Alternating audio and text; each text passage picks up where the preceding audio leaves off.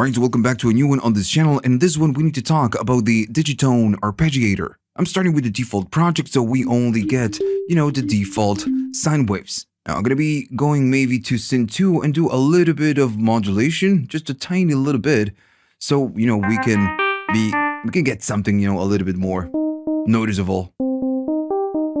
Okay, so to turn on the arpeggiator, what you need to do function and then tap the note button.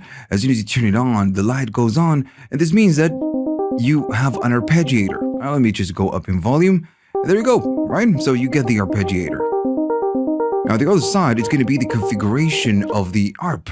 So you need to go to function, and when you hold function, right there it says ARP menu. So when you go there, you're going to have a bunch of options. So this is pretty much divided in two different rows. You have the upper part, which is the main common basic arpeggiator options, and then you have this one at the bottom. We're going to talk about first, get the basics out of the way, and then talk about the one at the bottom because it's just super cool. Now, first you need to know that when you set up something right here, I'm going to be, changing whatever, it doesn't matter. And I'm going to be changing tracks. If I change tracks, whatever you do on the arpeggiator is going to be for each track, and when you save the pattern, whatever setting that you're using is going to be stored within the pattern. The A is going to give you all the modes, and you have 4 different modes. You have true, you have up, down, and cycle. Now, if I go to the first one, it's going to be true. So true is what we know as played. It's going to remember the order and arpeggiate that. So if I play this, and then play this, and then this, is going to do it in the order I play the keys. It's not up, it's not down, it's not, up and down. It's as played. It's going to remember it. Right? So then we keep moving forward, and we have the next one, which is going to be up. And as you could guess, this the classic up, right? It goes up. Then you have the next one, which is going to be down. Right? Then again, it's just the same thing, but down. And then you get the other one, which is going to be cycle. And if you are guessing, you guessed it, it's going to be up and down. And it's super weird that it's called cycle and not up and down, but that's how it is. Now the next options are going to be the speed and the range. So if I go maybe to the split, maybe I'm going to stay on the up one. If I go up on this one, it's going to change the speed of whatever you're doing. And all of this is synced to whatever BPM you're using on the project, right? So if I go down, it's going to go slower, and so on and so on. But all of this is tied to your BPM. I'm going to stay on 1/16. And all of these are just basic controls that you get on, any arpeggiator. Now, if I keep moving forward, you have the range, and this is another basic feature. If I do a triad, I just get the triad on whatever octave I'm holding. But if I move it up to 2, it's going to repeat whatever I'm holding on this octave and the next one. And it can go really up, maybe to 3 octaves. It's going to repeat the same 3, the triad, 3 octaves up or 2 octaves up. And you can go up to 7, and it's going to get really thin. All right, that's fine. Now, what's weird on this one is that you cannot go down. You can only go up, not down. All right. And then you have the length. So the length is going to be what we know as gate. So if I go down, this is more staccato. If I keep going up, the notes are going to be longer. So the gates, we have a longer, bigger gate. If I go down, staccato, long. All right. Alright, so up to here is the most common controls and features that we get on any arpeggiator, but then you have at the bottom the offset, and this one is super, super cool. So this what will do, it will let you offset the ARP note values, but it will not do it every time, it's just the ones you offset. And at first it's a little bit weird, but once you get it, it's really, really cool. So if I play a triad right here, I'm going to be staying on the first one. Now you can move to the left and move to, to the right with the, left and right, and you can do so, again with the encoders as well, with the level data. So if I play a triad, what I want to do, I want to offset the first of my, arpeggio. So we do it with this one. So with this one, I'm going to be going up. Maybe I'm going to go up, 1 octave. So here's what happens. I'm still holding the arpeggiator, and this ARP is going to go for a full cycle. but the first note of that full cycle is going to be offsetted by 12 semitones. So the first is 1 octave up.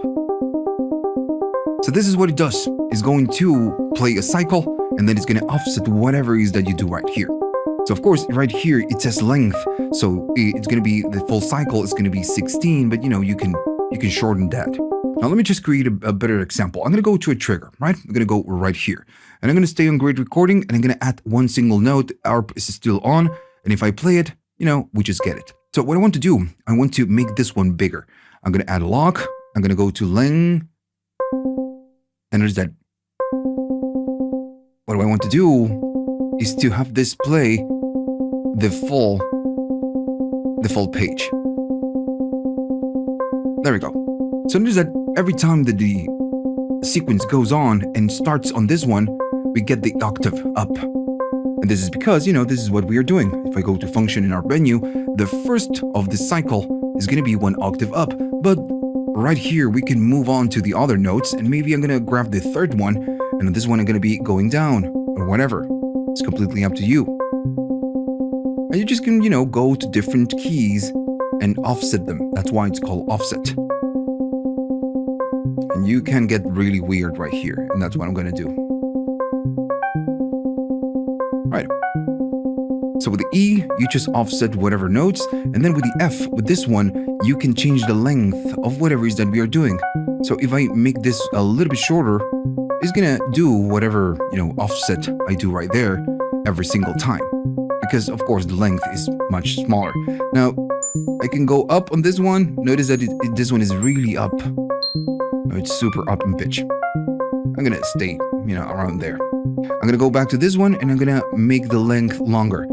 We can only go up to 16. Is as much as you can go. But this is what it does. You just pick whatever note that you're gonna be is gonna be part of your arpeggiator, and then you offset it by an amount. And then when you play it, it's just gonna do it for a full cycle and just restart.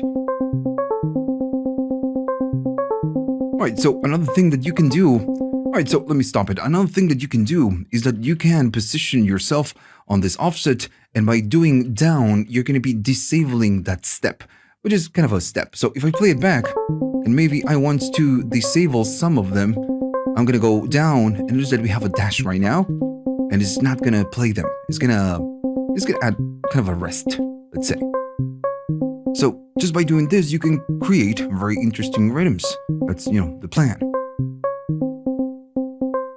And if you want to enable them back, you can go right there, just go press the up, or the down is going to disable, the up is going to enable. So up, I'm going to enable everything. I'm going to go there, there, and then there. Oh, there. And then we get everything back. Alright, so that's it. That's what you can do with the arpeggiator.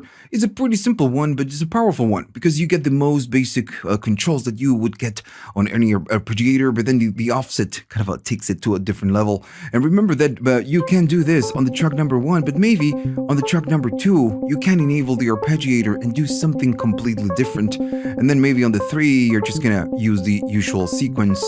And again, you can create really cool rhythms and interesting sounds. Alright, so hopefully you learned something on this one, and if you did, please like and subscribe.